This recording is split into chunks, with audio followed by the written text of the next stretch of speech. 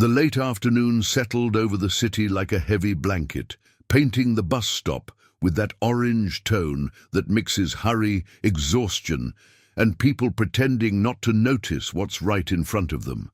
In the corner of the shelter, almost hidden behind her own torn backpack, sat a young homeless girl. The cold wind slipped under the thin fabric of her shirt, making her shiver. She was the kind of person most people pretend doesn't exist, but who feels everything. Every time a car drove by, she pulled her feet back to avoid the dirty water gathered by the curb. On her lap was a plastic bag almost falling apart, filled with stained clothes and 2 apples she kept for even worse days. Her thin face carried that kind of tiredness that doesn't come only from hunger. It comes from years of hearing doors slam shut. And it was in this scene that a woman arrived in a rush, dragging her little daughter by the hand, as if life were always 5 minutes behind. The girl, maybe 5 or 6 years old, had curious eyes, the kind that see what adults try to hide, and that's why she stopped, looked at the homeless girl, and gave a smile so small, so natural, that the girl on the street didn't know how to react. The mother noticed, and reacted in the worst possible way. "Julia, don't get close to her," the woman snapped, yanking the child's arm sharply. "Stay here next to me. Don't look." The little girl tried to pull free. But I said no." The woman raised her voice, drawing stares. "You don't know what kind of people live on the streets." The homeless girl lowered her eyes, used to being treated like a threat. But this time, there was that child's smile still fresh in her memory, and that hurt even more than the insults. The girl, upset, pulled her arm back and slipped away from her mother for a moment. She walked with tiny steps toward the young woman, who slowly lifted her face as if afraid of scaring her. The child got so close that her mother turned pale. "Julia, get away from there now!" she shouted, but the girl ignored her. She looked at the young homeless woman for a few seconds, and in those seconds the whole world seemed to shrink until only the 2 of them remained. The girl on the street took a deep breath, trying to smile back, embarrassed by her own appearance. Then, without hesitation, the girl said the sentence that made everyone freeze. "You don't have a home, and I don't have a mom." The words hung in the air, heavy, painful, too honest to come from someone so young. The mother froze. Passengers waiting for the bus turned in shock. The homeless girl held her chest as if she'd been hit. The girl continued, voice low but steady. "I miss her every single day." The young woman didn't know what to say. That cut through every layer of pain she carried, and for the first time in a long while, someone looked at her with no fear, no disgust, no judgment, only shared sadness. The mother rushed to her daughter, grabbing her hard. "You don't say things like that to strangers," she scolded, trembling, trying to hide her own guilt. "Stop bothering people." The homeless girl lifted a hand to speak, but the mother turned her face away as if she didn't exist. The bus was late, the wind grew stronger, and the girl's sentence still trembled in the air, impossible to forget. The young woman lowered her head, but now with a new feeling, something between a calling and a responsibility. As if the child's pain had awakened something the cold streets had nearly killed. And this was only the beginning. What would happen next would change the lives of all 3 forever. The mother held her daughter by the wrist like someone trying to hold water, with too much force and too little control. Little Julia squirmed, crying softly, not understanding why she couldn't talk to someone who, in her eyes, seemed even sadder than she was. The bus stop was crowded, but the silence felt heavy after the girl's confession. The homeless young woman tried to shrink herself even more into the corner, feeling like she had caused trouble without meaning to. The judgmental looks from the others weighed like bricks. "You don't say those things," the mother repeated, more to herself than to her daughter. "Stop making up stories just to get attention." The girl wiped her tears with the sleeve of her pink jacket. "I didn't make anything up," she whispered. "She just looks lonely, like me." Those words struck the homeless girl like a quiet arrow. She closed her eyes for a moment, breathing deep. That child had seen too much, felt too much, and somehow recognized something in her that nobody else did. The mother tried to keep her posture, but something in her expression was cracked too. Maybe guilt, maybe exhaustion, maybe fear of losing control. The little girl tugged her arm again. "Mum, let me talk to her just a little more." "No!" the mother yelled, but her voice shook. "You don't understand, Julia." The girl went silent for a few seconds. Then, as if something inside her made the decision first, she slipped away again. A quick, sudden move. The mother tried to grab her, but her hand slipped, and the girl ran. "Julia!" The shout echoed loudly. The child stopped in front of the homeless girl, breathing fast. "Did you lose someone too?" she asked, with a sincerity no adult would dare use.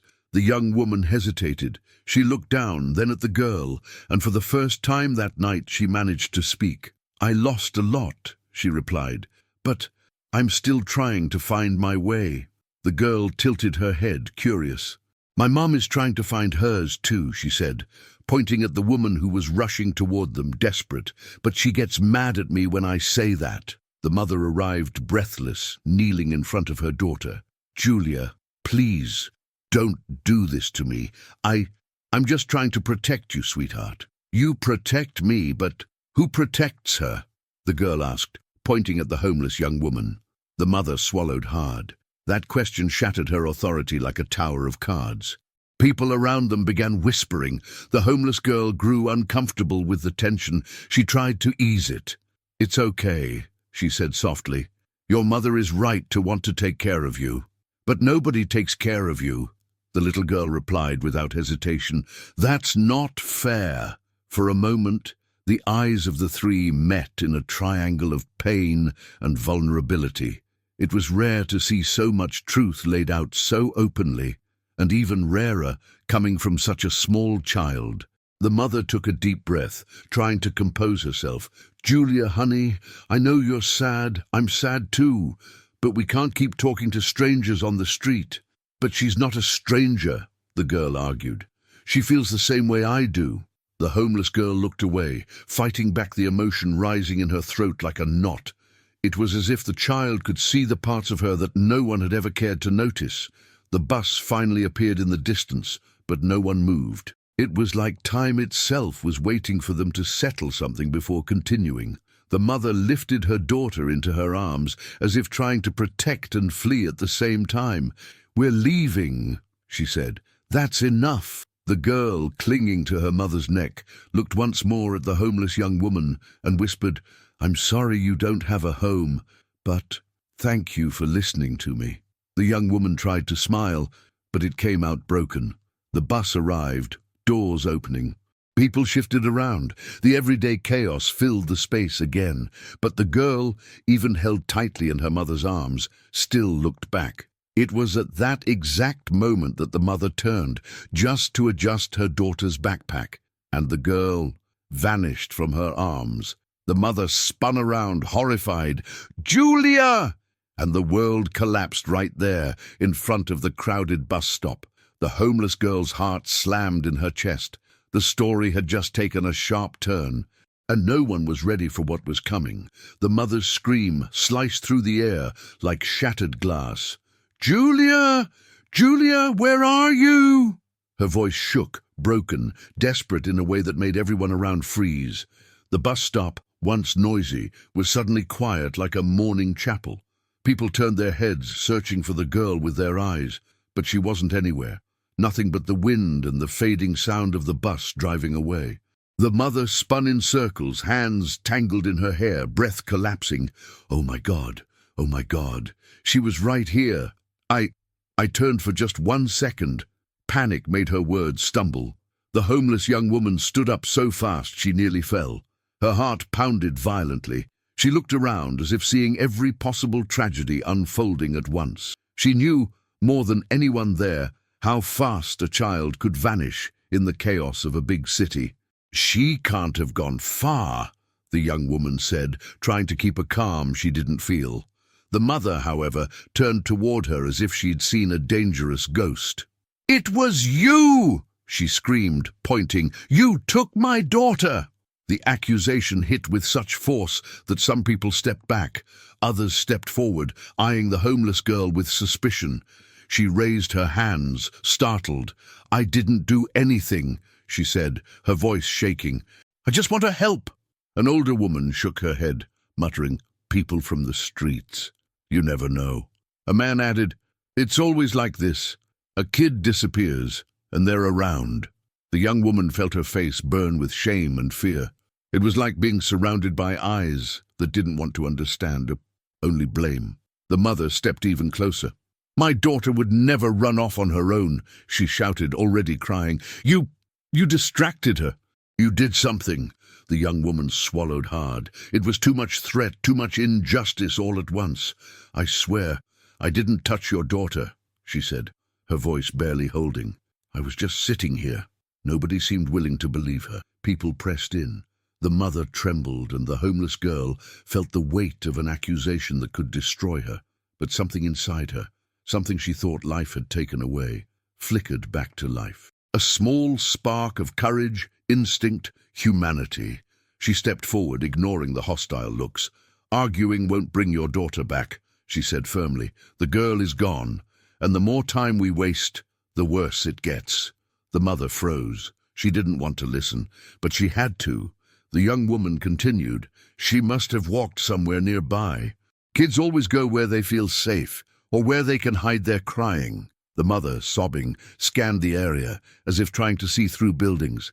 I don't know what to do anymore," she admitted, defeated. The young woman took a deep breath. "Then let me help." The sentence sounded simple, but it carried a huge weight. "I know the streets," she said. "I know where a kid might go. I know where there are gaps, alleys, dangerous corners. I know what to look for." The mother hesitated. Pride wrestled with panic. "Please," the young woman insisted. "She needs to be found fast." The mother's eyes filled with tears again. She didn't want to trust her, but reality was stronger than her prejudice. If you know anything," she began. But the young woman was already moving. "I'm going to look for her now." And she rushed down the sidewalk, as if every second was a lifetime. She checked behind the bus stop, looked under the benches, scanned between cars, watched the crosswalks, searched for any tiny clue, footprints, disturbed dust. Something dropped. She searched with precision. It wasn't panic, it was skill, like someone who had looked for many lost things in life, like someone who knew the world could be cruel when no one was watching. And while everyone stared at the young woman running down the street, one thing became clear. She was, at that moment, the only person actually doing something. The danger was just beginning, and the clock was racing against them all.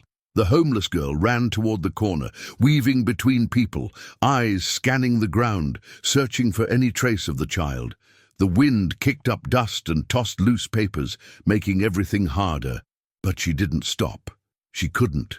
Suddenly she heard footsteps behind her, quick, heavy footsteps, full of anger. It was the mother, followed by two men who had been at the bus stop. One of them pointed immediately.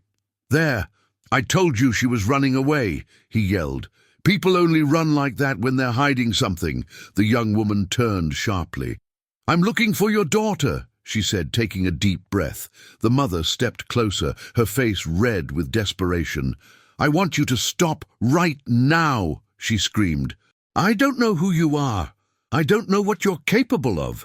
My daughter disappeared after talking to you. That's not a coincidence." The young woman took a step back. With every word, the imaginary crowd inside the mother's mind grew louder, and she needed someone to blame. It was easier than admitting she had lost control of her own daughter. "I didn't touch your child," the young woman repeated, trying to stay steady. "I didn't do anything to her." "I'm trying to help," the other man scoffed. "Help? Yeah, right. Sounds like a lie. You're just trying to run before someone calls the cops." The word cops sent a cold wave through the young woman's spine, not because she was guilty, but because she knew what happened to people like her when the truth depended on appearances. And no one there seemed interested in listening. The mother stepped even closer, eyes filled with tears. "If you know where my daughter is, tell me now." The young woman clenched her fists, holding back the tears. "I don't know," she said firmly, "but I know where she could be. If you let me look, I can find your daughter faster than anyone here." But nobody wanted to believe her. No one gave the benefit of the doubt to someone who already looked guilty by default. The mother trembled, torn between reason and fear. "Why are you," she sobbed, "why are you so involved in this? Why do you care so much?" The question hung in the air like an invisible blade, and for the first time since the girl vanished, the young woman looked away. "Because I know what it's like to lose someone," she said quietly, "and I know the pain gets worse when nobody helps." Silence fell for a moment. The mother blinked slowly, absorbing that confession. Her expression softened slightly, but fear still controlled her voice. "Even so," she whispered, "I can't trust you." The young woman felt that like an emotional slap. It wasn't surprising, but it hurt. It hurt because for the first time in a long while, she wanted to be useful. She wanted to do something good. She wanted to prove, even just once, that she still had value. "I'm going to look with or without your permission," she said firmly. "I won't leave a child in danger just because people think I'm disposable." The men stepped forward, trying to corner her. "You're going nowhere," one of them said. "We're waiting for the cops." The young woman inhaled deeply. Adrenaline pumped through her. This wasn't just about finding the girl anymore. It was about saving a life and whatever dignity she still had left. And then something unexpected happened. A little boy who had been quietly watching raised his hand and said, "I saw the little girl running that way." He pointed toward a narrow street that led to a nearly abandoned area full of closed shops. The mother's eyes widened. "Are you sure?" she asked, kneeling in front of him. "Yes," he answered. She was crying. The homeless girl immediately turned in the direction he pointed. That was all she needed. She began running, fast, focused, determined, before anyone could try to stop her again. The mother, even unsure, ran after her. The men stayed behind, confused. And in that moment, something finally became clear. If there was anyone who could find the girl, it was the one person everyone underestimated. The clock was ticking, the city hid its secrets, and the truth was about to change everything. The homeless young woman moved down the narrow street, like someone who already knew every danger, hiding in the dark corners of the city. The ground was uneven, full of loose rocks and holes. Shards of glass glittered under the weak streetlights. The wind made old doors slam, creating sounds that, for anyone unfamiliar, felt like warnings. But she didn't hesitate. She wasn't afraid of places like that. She had lived in far worse.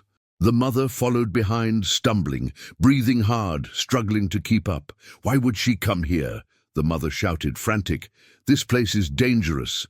The young woman answered without slowing down. "Kids look for hiding spots, especially when they're sad or scared. And this street," she pointed with her chin, "looks like somewhere a child might curl up without being seen." But it wasn't just instinct. It was memory, flashback. "You need to watch them closely, Anna. They always give signs." The voice belonged to an older woman, firm, gentle, a mentor. The mother heard that name slip out. "Anna?" she asked, confused. "Is that your name?" The young woman didn't answer. She only sped up. Halfway down the street stood an abandoned warehouse. Dented metal doors, faded graffiti, broken windows. The kind of place curious children think is mysterious, but adults know is nothing but dangerous. Anna approached slowly, examining everything. Her eyes moved with precision. She noticed details no one else would. "These," she murmured, "these are fresh signs." The mother came closer, breathless. "What signs?" Anna pointed at a spot on the ground. Small footprints, and the sole marks of a child's shoe. Not an adult's. The mother knelt down, trying to see, but only saw dirt. Others who arrived saw nothing either. But Anna was reading things they couldn't understand. How can you even notice that?" the mother asked, shaken. Anna took a deep breath. Flashback. She was in a simple room full of children. Some cried, others played. Anna was speaking to a little girl who didn't want to go home. Anna said, I promise you're safe here. No one's going to hurt you." Her voice was calm, trained. Anna looked away. "I've searched for children before," she said plainly. The mother swallowed hard. "You used to be—" Anna didn't let her finish. "What matters now is finding your daughter." She pushed the metal door of the warehouse. The hinge screamed, echoing through the dark. "Julia," she called, voice firm. "It's Anna, the lady from the bus stop. Are you in here?" No answer. But she didn't give up. She turned on the broken phone's weak flashlight, a shaky, yellowish beam, but enough to cut through the darkness. She stepped in first, her steps soft and quiet. The mother stayed behind, afraid. "Are you sure she could have come in here?" the mother asked, holding her chest. Anna slid her hand along the wall, feeling the dust. "Kids look for places that feel like caves, forts, hiding spots," she explained, "especially when they want to disappear from the world for a moment." She walked deeper. The warehouse smelled of rusted metal and damp wood. There were scattered boxes, scraps of old machinery, and shadows that shifted with the breeze. With every step, Anna analyzed. She noticed an old doll tossed in a corner.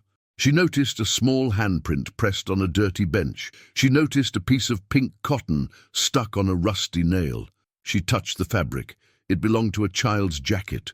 "She was here," Anna whispered. The mother's body gave out. She fell to her knees. "Oh God, Julia," she sobbed. "Where are you, baby?" Anna knelt next to her. "Hey," she said gently. "She's not hurt. If she were, I'd have seen signs along the way. I didn't." The mother looked up, confused. "How do you even know these things?" Flashback. The same room from before. Anna writing reports. A sign on the wall. Municipal Center for Child and Youth Support. She was smiling, comforting, solving conflicts. She was good. She was very good at what she did. Anna looked away. "Because before I lost everything, I used to help kids like yours." The mother froze, as if a missing piece of the puzzle had suddenly clicked. Her voice came out low. "What? What happened to you?" Anna inhaled slowly, closed her eyes for a moment. "Life happens," she said, "and sometimes it pushes us down long before it gives us a chance to stand again." But before they could go any deeper, Anna raised her hand. "Shh!" The mother froze. "What is it?"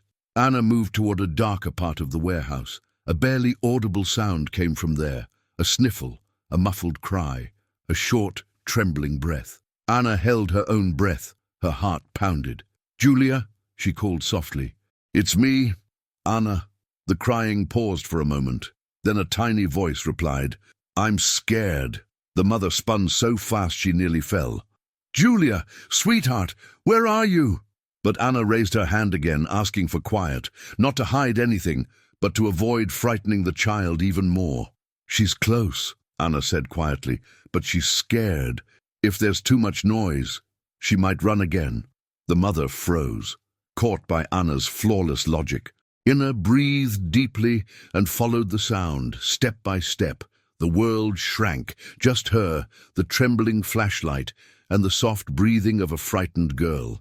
It was the perfect proof that despite everything life had taken from her, she still carried a gift for protecting others, and she was about to prove it to everyone. Anna moved deeper into the warehouse, her steps slow, careful, almost silent. The weak light in her hand flickered, but it was enough to reveal broken wooden planks, exposed metal, and shadows that shifted whenever the wind slipped through cracks in the walls. The muffled sound of the little girl's breathing came and went, as if it were trapped between boxes and abandoned machines.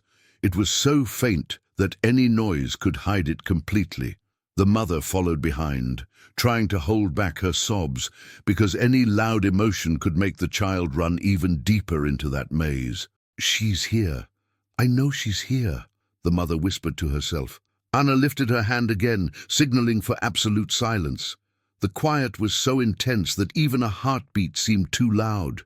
"Julia," Anna called, her voice soft, almost like a lullaby. "You don't have to be scared. I'm right here, and your mom is too." Nothing, only the echo. Anna moved past a stack of damp boxes that looked ready to collapse. The mother swallowed hard, terrified. "Be careful. "If I make noise, she'll run," Anna replied without looking back. She knew exactly what she was doing. She knew frightened children hide in impossible places. She knew the slightest mistake could push the girl into another panic. And then, suddenly, a loud crash echoed through the warehouse. A metal door slammed shut, thrown by the wind. The mother let out an involuntary scream. "My God!" The echo rolled through the empty space like thunder, and then came the sound. Small, fast, desperate, the footsteps of a child running in the back of the warehouse. "She's running!" the mother cried.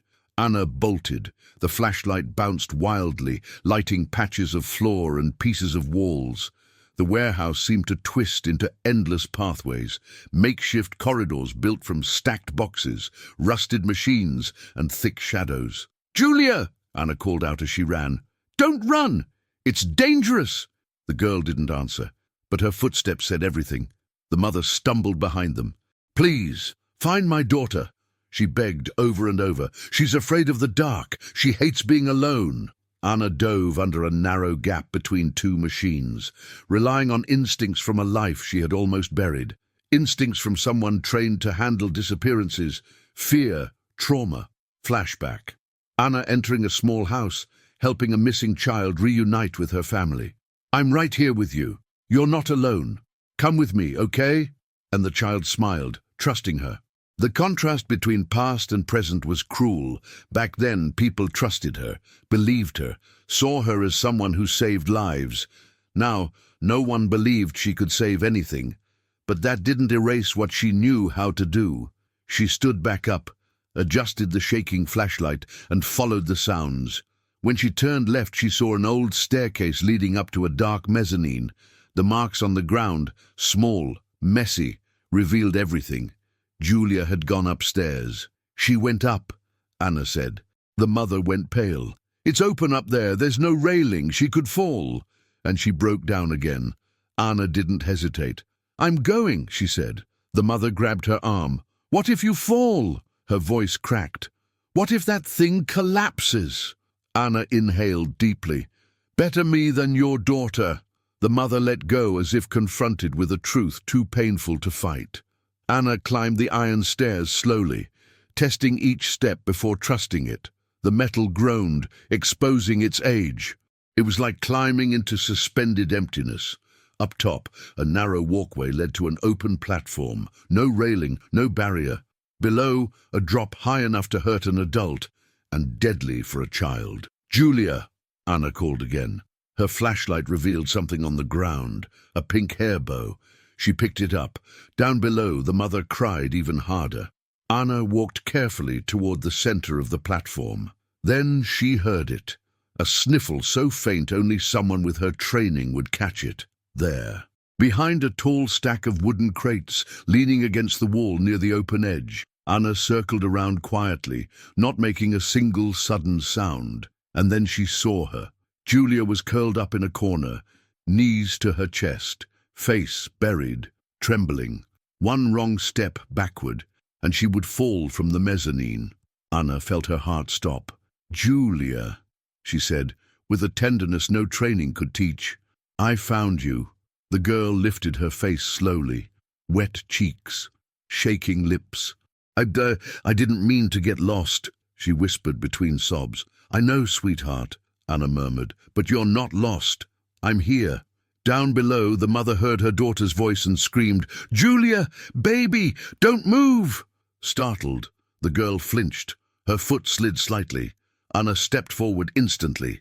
"No," Anna said firmly, controlling her panic. "Julia, look at me, only me. You're okay. Breathe." The girl obeyed. Anna crouched, arms open. "Come with me, slowly. I promise you're safe." The wind pushed hard through the warehouse, rattling boxes, shaking loose papers, making the entire structure groan. It was as if the whole building were holding its breath. The mother kneeling below, Anna perched above, and a child on the edge of danger. The tension was so sharp, it felt like the world had stopped, and the next move would decide everything, because one mistake, just one, and everything could end right there. The wind swept fiercely through the warehouse, making the entire structure tremble. With each gust, dust drifted from the ceiling, and old crates creaked like they were moments from collapsing. Down below, the mother stayed on her knees, both hands covering her mouth as if she were holding her heart in place so it wouldn't fall apart. Up above, Anna knelt with her arms stretched out, eyes locked on Julia, every muscle in her body tense, ready to spring into action within a fraction of a second. The girl was shaking so hard she could barely keep her hands steady on the floor. "Julia," Anna called, her voice soft enough to feel like a hug. "Look at me. Just me. Nothing else." The girl lifted her face slowly. Tears slid down her cheeks, leaving shiny streaks through the dirt she'd picked up while running and hiding. I thought you wouldn't come," the girl whispered, breath trembling. Anna gave her a gentle smile. "I promised I'd come back, remember? And I keep my promises." Down below, the mother sobbed uncontrollably. "My baby, my little girl," she murmured, unable to hold herself together. Anna raised a finger, signaling for silence without even turning around. "Don't scare her," she whispered. The mother bit her lip until it bled, but she stayed completely quiet. Right now, there was only Anna and Julia. One wrong step could ruin everything. Anna moved a little closer, enough to close the distance bit by bit, but not fast enough to startle the child. The mezzanine, with no railing, creaked under any weight. It felt like walking on a living, fragile board, ready to collapse. "Are you cold?" Anna asked, noticing the goosebumps on the girl's arms. Julia nodded, sniffling. "I am, and I'm scared." Anna opened her arms slowly, offering a steady smile. "Then come here. I'll warm you up, and I'll protect you. We'll get out of here together, okay?" The girl wiped her tears with the back of her hand. Then she lifted one foot slightly and slipped. A scream tore through the warehouse. "Julia!" the mother screamed, shooting to her feet.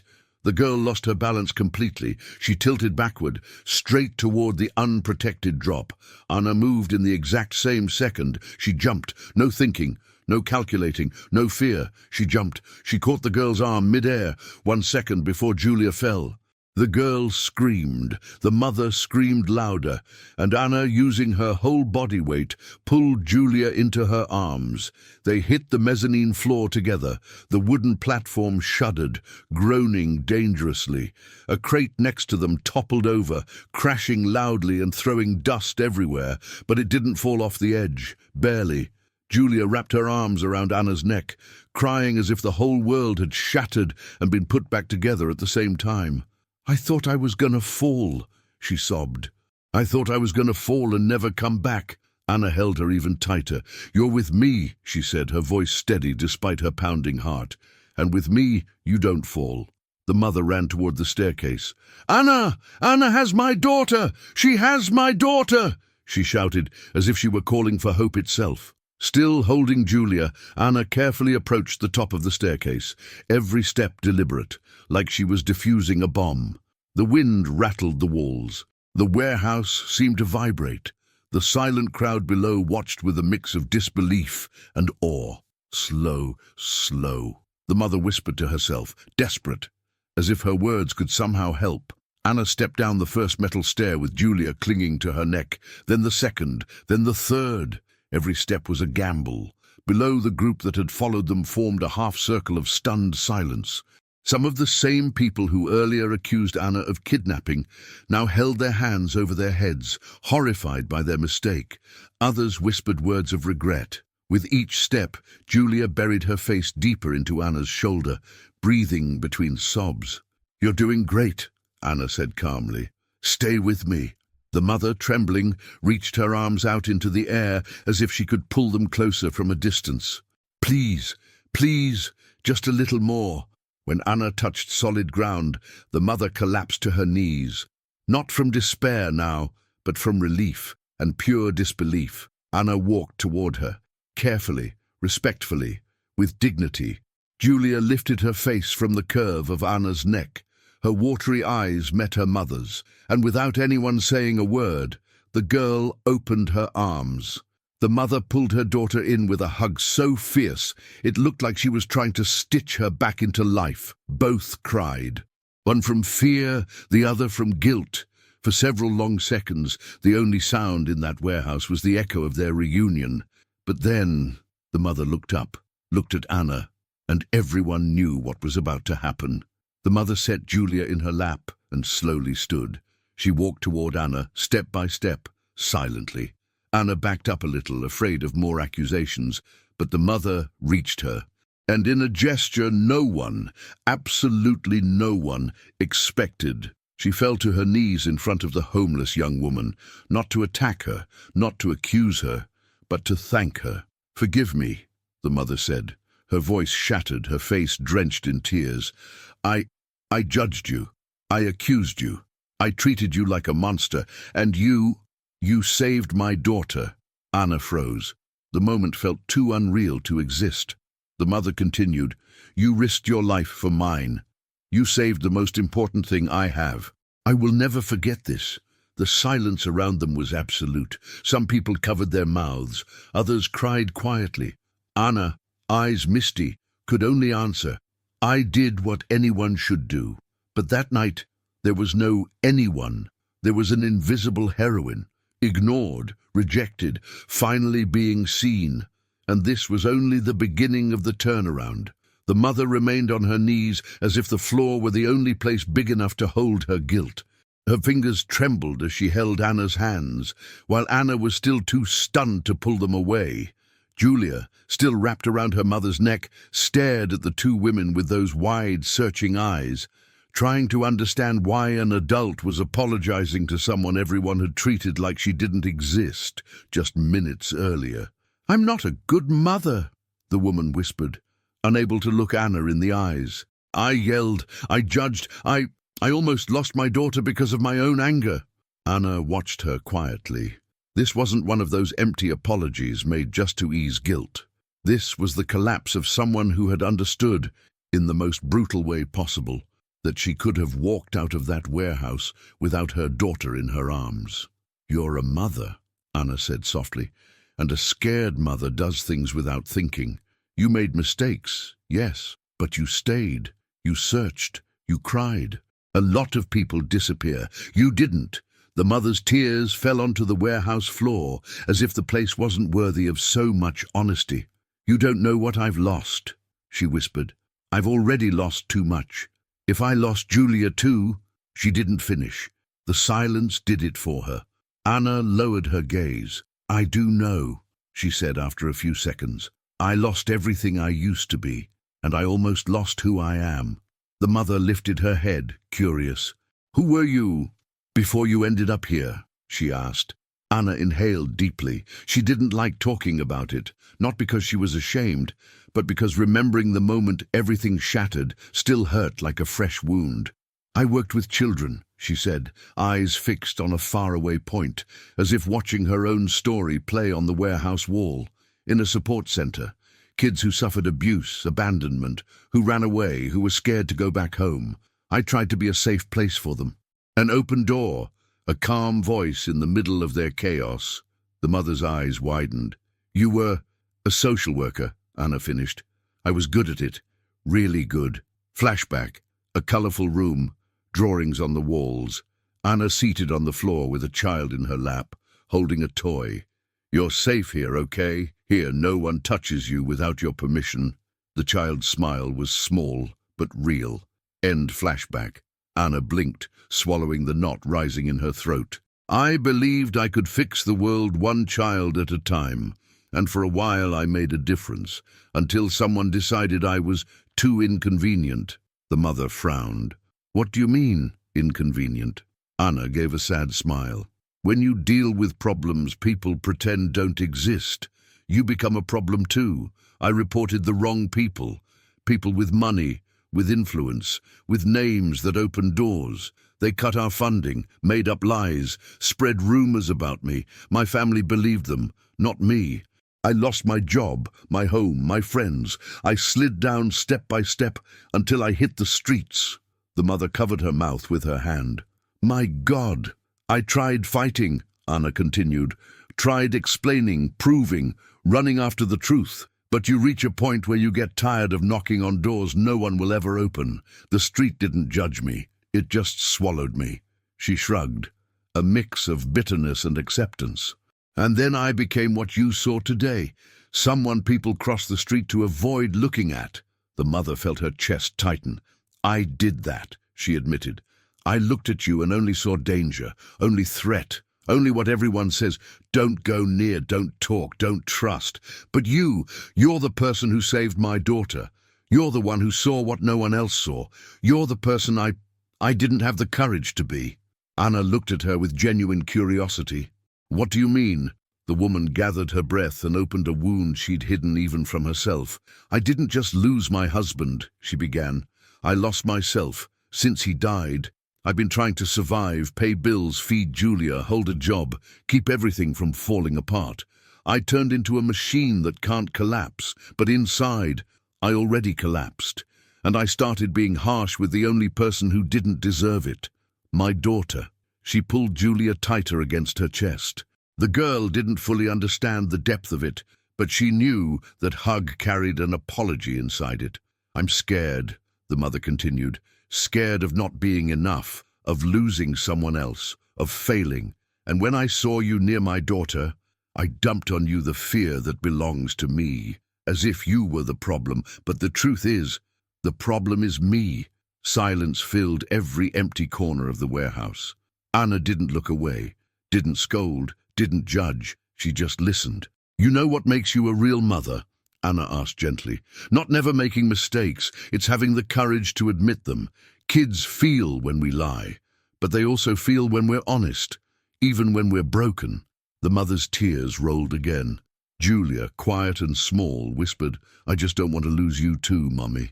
The mother collapsed emotionally all over again. "You'll never lose me, sweetheart," she promised, hugging her tight. "But I swear, from today on, I'll do better. I'm going to listen. I'm going to respect you. I'm going to learn not to pour my pain onto you." Then she turned to Anna. "And I want to ask you something I never imagined myself asking." Anna frowned slightly. "What is it?" The mother took a deep breath. "Teach me." Anna blinked. "Teach you what?" "To be someone who doesn't throw pain onto others," the mother said softly. "Someone who listens, who observes, who notices details, who understands when a child is asking for help, even when she doesn't say a word. You already have that, even after everything." I want to learn." Anna went speechless for a few seconds. She had gone from suspect to threat, from threat to culprit, from culprit to hero, and now teacher again. It was as if the world had turned full circle just to put her back where she never should have been removed from. Someone who had something important to give. "I don't know if I still remember how to teach," Anna murmured. "It's been a long time since anyone listened to me." "I'm listening," the mother said. "And my daughter is too." Julia's eyes shimmered. "You're good with kids," the girl said, as if stating something obvious. "Even without a home." Anna smiled, touched. "And you're good at seeing what others ignore," she replied, "even being so small." Julia stepped closer and without asking permission grabbed Anna's hand. "Can you be a little bit my mother too?" she asked, innocent and profound at the same time. The mother widened her eyes, surprised, but she didn't feel jealousy. She felt something she couldn't remember the last time she felt. Relief at not having to carry everything alone. "If you want, Anna," the mother said, voice trembling, "you can come to my house someday, not as a pity case, as a guest, as someone important. I don't have much, but what I have, I want to share with the woman who saved my daughter." Anna bit her lip, trying not to cry. "You're sure?" she asked. "People talk. Neighbors, family. Let them talk," the mother answered, with a courage that surprised even herself. "They weren't here today. They didn't see you risk your life for mine. They don't get to choose who enters my home. For the first time in a long time, I will choose." The invitation wasn't just about a meal or a place to sleep. It was something bigger, a piece of dignity being returned.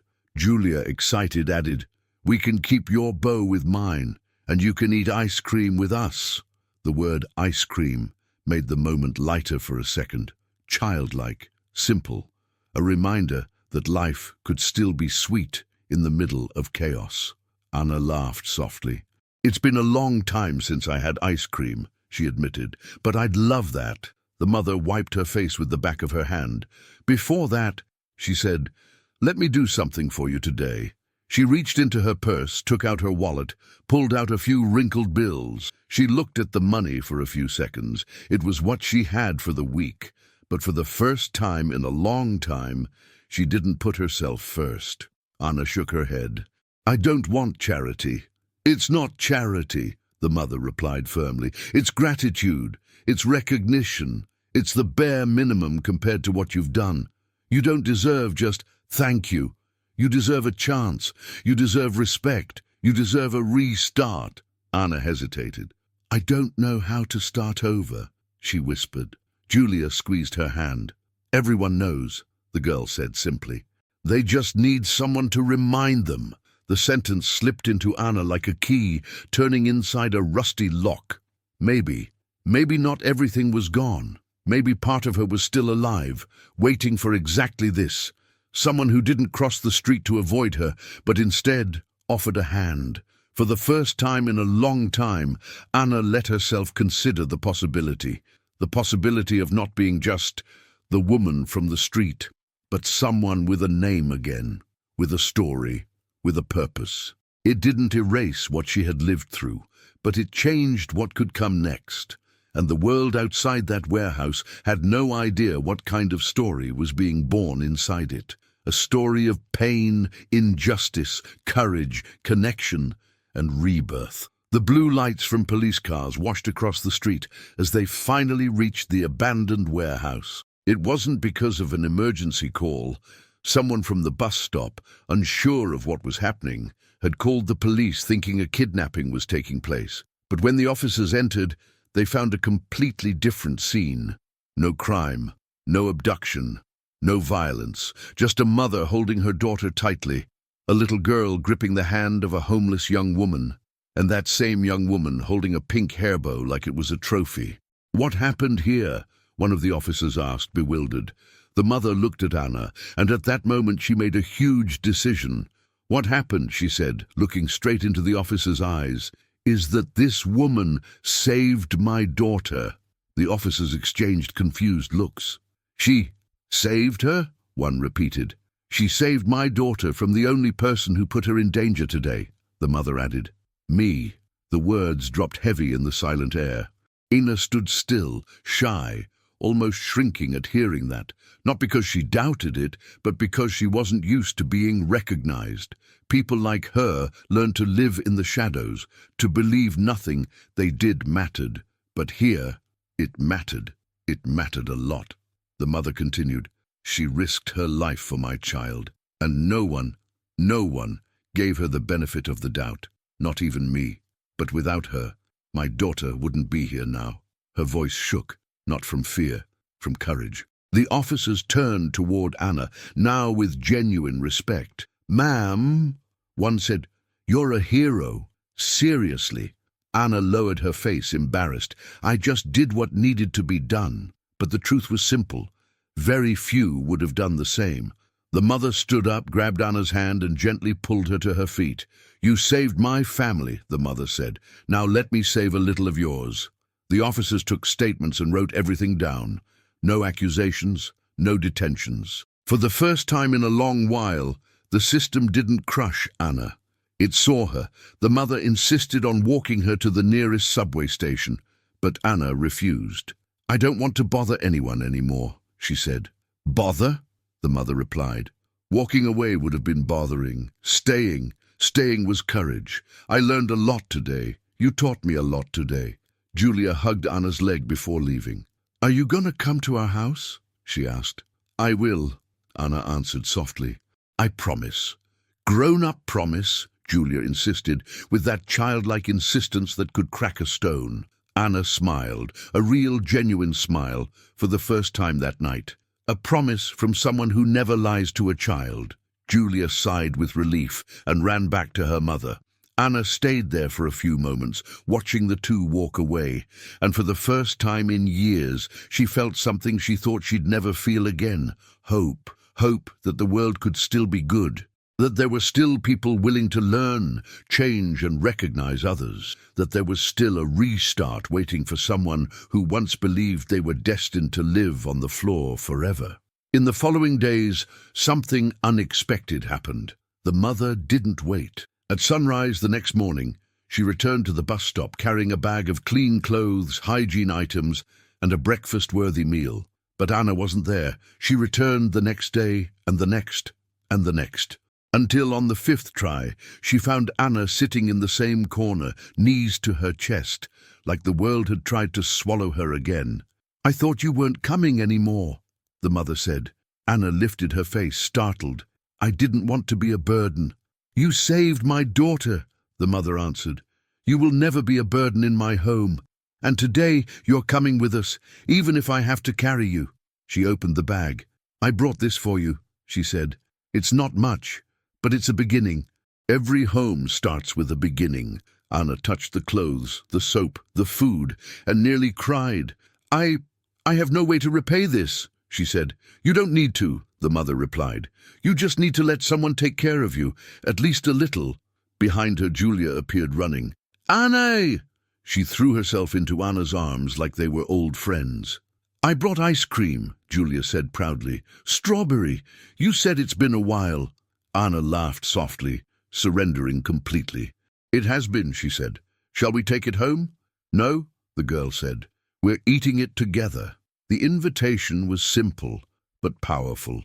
It was the first meal anyone had offered Anna in years, without pity, without fear, without disgust, without obligation. It was affection, the kind that heals invisible wounds. The mother took Anna home that very day, not to live, not yet, but to shower with warm water, cut her hair, put on clean clothes, and sit at a table to eat. To be treated as a person again. That night, when Anna looked at herself in a mirror for the first time in years, she saw someone she thought had died inside her. A woman, not a ghost, not a leftover, not a shadow. A woman with a story, a name, a worth. The mother noticed the look in her eyes. "You know," she said, "if you want, we can think bigger. A course, a job, a new start. I don't have much, but I can help you reach those who can." Anna could barely contain her emotions. I'd love to try again." "Then try," the mother replied, "but this time you don't try alone." Julia appeared in the hallway, holding the pink hair bow Anna had found in the warehouse. "I want you to keep this," she said. "It's so you remember you found the most important thing in the world, me." Anna knelt down, almost collapsing in tears. "I'll never forget that," she whispered. And she didn't. From that day on, her life changed. Not because she gained money, not because she gained fame, but because she gained something far more precious: people. People who saw who she was, people who treated her wounds as wounds, not flaws, people who offered hands instead of judgment. And now, you, watching this story, need to answer something. If you had passed by that bus stop, would you have seen Anna, or would you have looked away like everyone else? Comment below. Have you ever judged someone by appearance and later discovered you were wrong? I want to hear your story. And if this touched your heart, if it made you see the world with a little more empathy, then subscribe to the channel, because here we tell real stories that change the way we see people. Also, like the video. It helps YouTube show this message to more people who need to hear it. And remember, sometimes the person the world ignores is the one with the most to give. Thank you for watching. See you in the next story.